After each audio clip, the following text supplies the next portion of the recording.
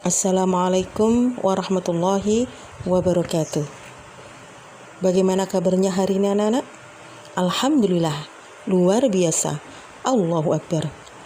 Alhamdulillah bertemu lagi dengan Bu Ati di mata pelajaran Tarikh Islam.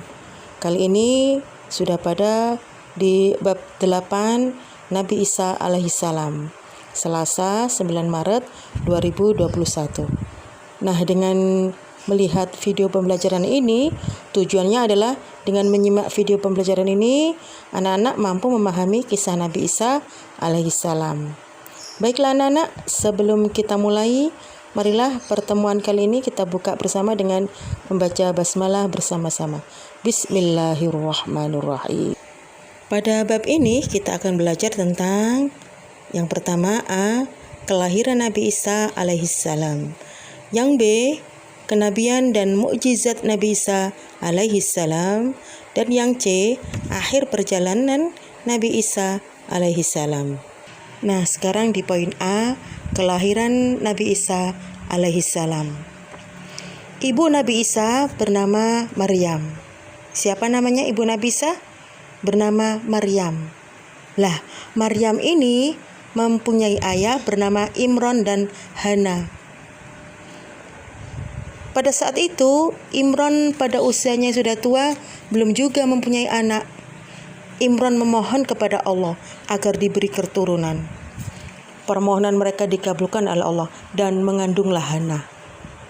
Tapi sebelum Hana melahirkan, Imron meninggal dunia. Dan Hana pun berjanji, bernazar kepada Allah, jika anaknya lahir akan diserahkan kepada Allah. Setelah anak itu lahir, diberi nama Maryam, dibawalah Maryam ke Baitul Maqdis dan diasuh oleh Imam Baitul Maqdis yang juga paman Maryam bernama Nabi Zakaria alaihissalam. Sejak bayi, Maryam berada dalam asuhan Nabi Zakaria alaihissalam. Maryam senantiasa berada di mihrab Baitul Maqdis. Pekerjaannya adalah ibadah. Makanan dan minuman diantarkan dari rumah Nabi Zakaria. Nah, pada suatu hari Nabi Zakaria mengantarkan makanan dan minuman untuk Maryam.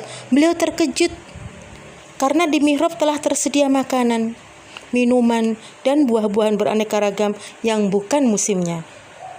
Padahal Maryam tidak pernah berhubungan dengan orang lain kecuali Nabi Zakaria alaihissalam. Demikian mulianya Maryam sehingga Allah memberikan makanan langsung dari langit. Ia adalah wanita yang suci karena telah dipersembahkan oleh orang tuanya untuk mengabdikan dirinya di Baitul Maqdis. Pada suatu hari ketika Maryam sedang bertafakur di Baitul Maqdis, datanglah malaikat membawa berita gembira dari Allah Subhanahu wa ta'ala. Maryam akan dianugerahi seorang anak laki-laki yang suci. Maryam berkata, "Bagaimana saya memperoleh seorang anak padahal tak seorang laki-laki pun bersama saya?" Tapi malaikat berkata, "Sesungguhnya Allah Maha Kuasa dan hal apapun sangat mudah bagi Allah. Karunia ini adalah salah satu bukti kekuasaan Allah bagi manusia. Itu akan menjadi rahmat ilahi yang agung." Nah, setelah peristiwa itu, mengandunglah Maryam. Melalui malaikat Jibril, Allah meniupkan ruh ke dalam rahim Maryam. Orang yang pertama mengetahui kehamilan Maryam adalah putra pamannya yang bernama Yusuf an-Najjar. Yang bernama siapa? Yusuf an-Najjar. Ia merupakan seorang yang solih dan taat beribadah. Saatnya tiba, lahirlah Nabi Isa di bawah pohon korma.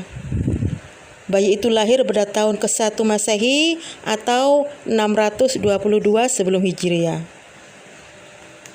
Kelahiran Nabi Isa ini adalah kehendak Allah. Nabi Isa dilahirkan di Baitul Lahmi, sebuah kampung di Palestina. Setelah melahirkan Nabi Isa, Maryam banyak mendapat cemoohan dan tuduhan keji dari kaumnya. Karena menganggap selama ini Maryam adalah sebagai wanita suci yang selalu taat beribadah kepada Allah. Orang-orang Yahudi sangat mencela Maryam dan bayinya. Mereka tidak mempercayai Isa sebagai utusan Tuhan.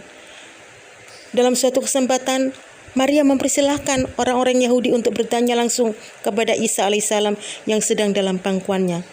Tentu saja orang-orang Yahudi berkata, "Bagaimana kami bisa percaya dengan anak kecil ini?"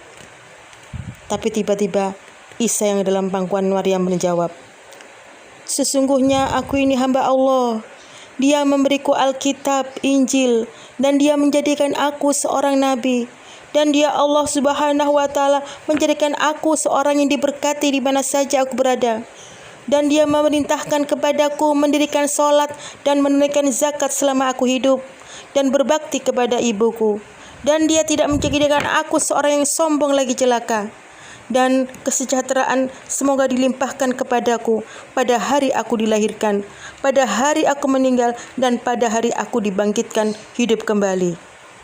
Nah, mendengar bayi yang bisa berbicara ini, orang Yahudi semuanya terkejut.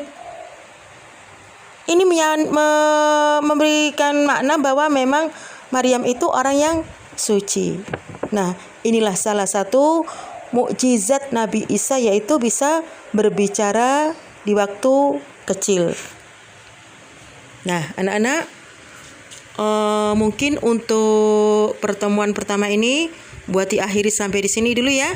Nanti anak-anak bisa buka kembali di buku Paket Tarikh Islam halaman 69. Insya Allah bertemu lagi di Selasa depan. Nah, sebelum buat diakhiri, jangan lupa tekan subscribe pada channel YouTube Mumtaz Smart agar kalian tidak tertinggal dengan materi-materi berikutnya ya. Jangan lupa pula lindungi diri dan keluarga kalian semuanya dari virus COVID-19. Pakai masker, rajin cuci tangan, jaga jarak, dan hindari kerumunan ya.